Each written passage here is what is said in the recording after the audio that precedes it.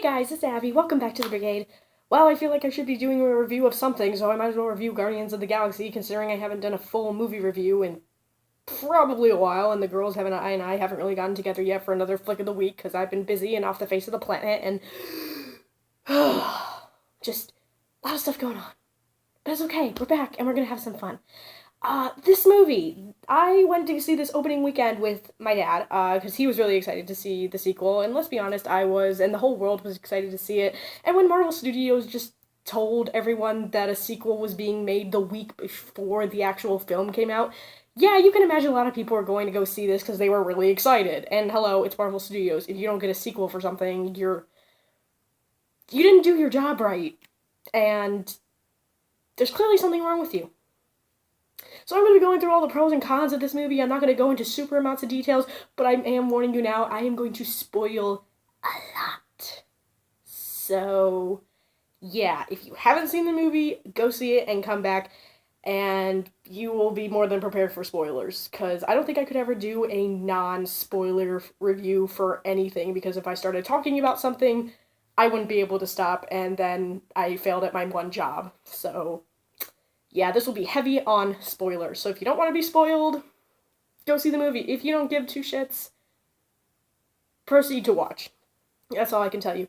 I was really excited to see this, mainly because anything I look forward to in a sequel is I want to see these characters again. I want to see how these people interact with each other and move the story forward. So, in terms of an overall sequel,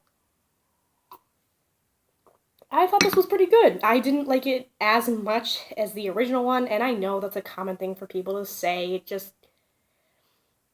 just something that is. And overall, this wasn't a bad movie. I just want to make that entirely clear. I'm probably going to end up go see it again sometime, maybe later in the near future. If I have to wait for a DVD release, I'll do that. But yeah, overall, I thought it was, I thoroughly enjoyed it. Let's just say that, I thoroughly enjoyed it. So yeah, I'm gonna go through the pros and the cons, and let's go get started. I think I might start with the cons first. Don't know why. Okay, something that I really noticed in this sequel is that this movie suffers greatly from the tell, don't show, vice versa effect. Now, if you don't know what that is, allow me to explain. This is typical for a movie. This can be done with anything in general. What's great about this movie is that you have so many different personalities clashing and so much history that they don't establish. But I think the thing that, when I say tell, don't show it, I mean, you hear about all these characters' histories, all what they've been through in their backgrounds, like Gamora and her childhood with Nebula, Drax and his family, Rocket and his experimentation, something along the same lines as Groot, and also Peter's upbringing with his mother, and also with Yondu.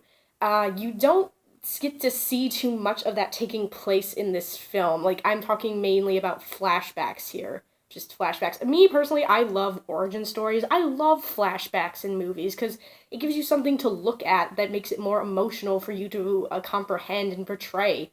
So I was kind of disappointed that we didn't get too much of that, and especially for Chris Pratt's character in this movie, because it's kind of a big deal, him centering around, this movie centering around finding his father, Kurt Russell.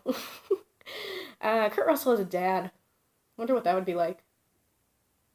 I bet it's fun. So they don't really show too much of him, his history with his mother, which I thought was really surprising. And I really was disappointed because I wanted to see all that. I wanted to see what these characters went through emotionally and mentally, just how they dealt with all this. And again, they talk about it a lot, and they don't establish just some background images. Just they don't show too much about it. Now, I understand they didn't do this in the first movie, because they're like, hey, we have to establish these people first before we go showing their histories, and I understood that. Age of Ultron, they did the yeah, I said that right. I thought I said Voltron. Wrong series. Age of Ultron, when Scarlet Witch did the mind messed up, the tripping acid thing, we saw a lot of their histories, and a lot of their histories we pretty much knew because we had seen glimpses of them, but Even Black Widow, who we hadn't really seen much of a history, just talked about a lot in previous movies. We got to see some actual imagery of what she went, and it was small. It was like maybe like a minute and 30-second clip all tied in together. And yeah, that would have been fine for any of these characters. Just a minute of just footage of their upbringings and how they came to be. So again, we don't see that. So this is common in movies where they do a lot of talking, not a lot of showing, or a lot of showing, not a lot of talking. So yeah, this movie suffers greatly from that, and it's kind of a pity because I really wanted to see these things and feel for these characters more than I already did. So I'm one of those people who really has to see it over just hearing about it. I'm a visual learner, so that was kind of disappointing. Does it ruin the movie for me? No. Overall, they could have done a little bit better establishing that, but in terms of what they had to do and time limited, it's fine. I'm not gonna hold it against them. Hey, maybe in Infinity War, Scarlet Witch will do the mind thing again, and maybe we'll get to see that. Probably not. That's probably not in the ballpark of what's going to happen, but we can talk Infinity War theories later. So, yeah, I also like the climax better in the first movie. I just felt like a lot more was at stake. Not that saying one person versus a planet is not a big climax, but I just felt like more people's lives were at stake. And I know that's saying a lot considering that the little plant things on all the other planets were turning into giant goo monsters and just eating things. That's not a big climax. I'm just saying, when we were on Xandar in the first one, you definitely got a feeling of how many people were in danger. There was a lot of people on that planet, and I'm pretty sure not a good hunk of them made it out alive, but still, just, it felt heavier in that sense. Um, Also, that's just kind of, I don't know, maybe it's just the effect of a sequel on just movies, or maybe it's just how they wanted to portray this time, just on a smaller scale with fewer people's lives at stake. I don't know. Avengers didn't really do that with Age of Ultron and just the first movie. They kind of dropped a giant hunk of Earth on a planet. So, yeah, climax in Avengers movies felt a lot bigger than this one, and definitely in the first one it felt a lot heavier. Another thing that kind of bothers me about this movie is they kind of tried to shoehorn the father-son relationship between Peter and Yondu. Yeah, I wasn't feeling that because in the first one he was kind of a douchebag, and in this one I kind of felt like he was a douchebag, and then they were trying to do this whole sympathetic angle, how he didn't know that Ego was kind of killing off kids in a sense, and apparently we get this whole speech from oh, what's his face? I don't remember. We get this whole speech about how Ravengers don't deal with kids. So apparently, if you're a Ravenger, you can steal from people, potentially murder them, but you can't deal with kids. That's where they draw the line. So stealing and murder is okay, but kids, no. We're keeping this. It's a kid-friendly organization. We have more class than that. Apparently. I don't know.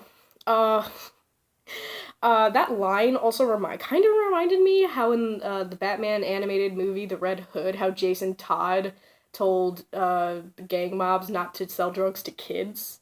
I don't know why I made that parallel, it just kind of reminded me about that. Well, then again, I think he got his point across because he was kind of holding an AK-47 on them. I don't really know how the Ravagers kind of threatened them not to deal with kids. Probably maybe did the same thing? No? Space machine gun? Nah. What was the other? There was a few more things. I wasn't a huge fan of the soundtrack in this one either. I know, I keep harping on this movie, keep making it sound like I hate it, when in reality I don't. Really, I just got irritated with it because everywhere I went after the first trailer released, every single commercial in the world just automatically felt the need to play the soundtrack. Especially car and hair commercials. I'm looking at you, Garnier. I don't care how shiny my hair gets. I don't want to hear the Fox on the Run song while a girl is moisturizing her hair. It's just irritating. Why are you know how certain trailers play songs and it's okay because it sounds good with the kind of tone of the movie? That's fine. But when movies and commercials start getting into the mix and they start playing the same music, it just gets annoying. Yeah, that just became annoying really, really fast. So that was annoying. I did enjoy some of the songs. I wasn't a huge fan of the Fox on the Run song. I felt like the second one they were playing, the Make the Change song, was a little bit better than that. I don't know, that's just me. Um, so I want to talk about Kurt Russell in this movie. Ego's character was changed probably a lot from the original source material. Now, I don't read too many comic books, but I am pretty aware of that Father's Peter. Cannot speak today. Jeez.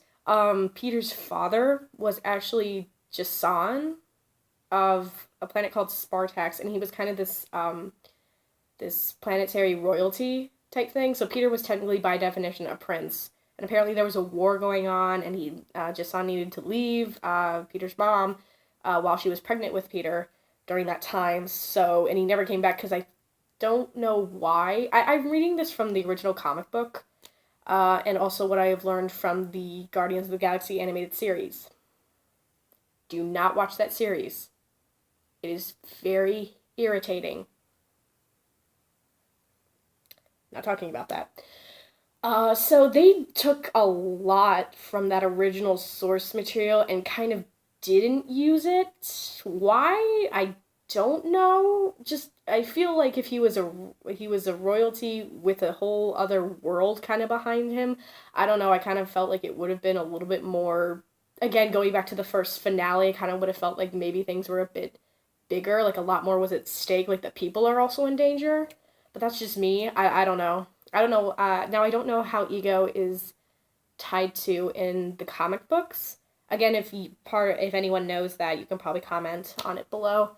But yeah, I don't really I don't really know why they took away from that. Not that it was a bad change. It was actually probably a good change because it kind of felt a little bit bigger in that sense. Seeing how Ego is kind of a big deal because he's a planet. He's a very big planet, and apparently who gets around a lot with other ladies. So, and those ladies never got to see him again. So he definitely parks his spaceship in many ports. I guess like father, like son. Oh my god. What if he's Ray's dad? No, that would never happen. That would never happen.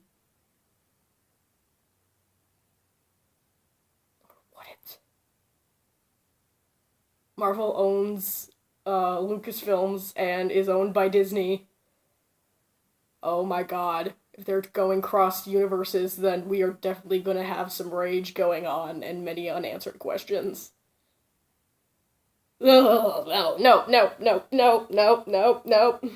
getting it out of my head.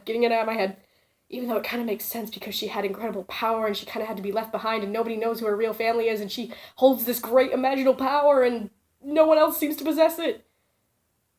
Nope. Nope. No. Throwing that away, putting it in the garbage disposal, and pressing the button. No. Also, I think one of my favorite parts of this movie had to be when Rocket Raccoon single-handedly took down an entire army of Ravagers single-handedly. If you ever had doubts about Rocket having to do something like that, you have clearly been proven wrong in just that one scene of badassery. So overall, not a bad day. But I think overall this movie's message was pretty clear about a father and son relationship, which I kind of guessed from minute one. This movie didn't give me too many twists and turns, which isn't a bad thing. It's just, I was kind of expecting, again, Marvel has a very bad habit of making their villains kind of underdeveloped, where I felt Ego was a lot more developed in some senses. I don't really know if anyone else had that feeling, that's just me. But I definitely felt for him in a sense. I feel like he genuinely did love Meredith Quill and was sad to leave her, but also That last scene where he just says that one line about how he had to kill her, everyone in my theater just went, no! And I just yelled, you son of a bitch! And everyone just started laughing. Just that one scene where I think everyone in the theater just wanted to straight up murder him. Well, which Peter kind of did, because he kept blasting him, just pew, pew, pew, and he kind of was disintegrating into a skeleton, but he has that darn regenerative power, you son of a... So, overall, in terms of sequels, this was pretty good, and I know that it's silly, still a silly movie, and everyone knows that. It was silly even when the first trailer came out and everyone was speculating about it, saying how bad it was going to be and how people were not going to go see it, but a lot of people did end up seeing it, and everyone knew it was a silly concept, and in this one it's just as silly, with a lot more dick and sex jokes than the first one. So yeah, that happened. But yeah, it's ridiculous. It's meant to be ridiculous. It's a ridiculous movie with a concept that was shuffled and shifted around a lot until it gave us the primary source material. So yeah, it's not like it's not like they're taking something ridiculous and they're going to make it into something serious just to appeal to an age demographic. I am of course referring to Riverdale. I will never forgive the actions of Riverdale. At all. I introduced you to Freeform, the ruiner of all things just original and perfect. Because apparently they can't leave that alone. I've already had my Freeform backlash and just hatred in my Cloak and Dagger review. You want to go see me hate on Freeform, you go right ahead and watch that video. I need to talk about something positive. We're talking about Baby Groot. Baby Groot is just Baby Groot. He's just exciting. Who also has very big anger issues, as well as his language in this movie. And I have to say, it was kind of sad, because Baby Groot has gotten nothing but the shaft in this movie. It's just sad. Poor baby. So he was really adorable. I also want to talk about Mantis. Let's just discuss Mantis. Mantis is just a beautiful... Mantis. Yeah, I don't know the species. I probably will end up looking it up. I don't know. She's just adorable and cute. And I kind of just want to take her home with me and just hug her because she's just freaking adorable. She was a great addition to the cast. I was really excited to see her. She's just so adorable in everything she does.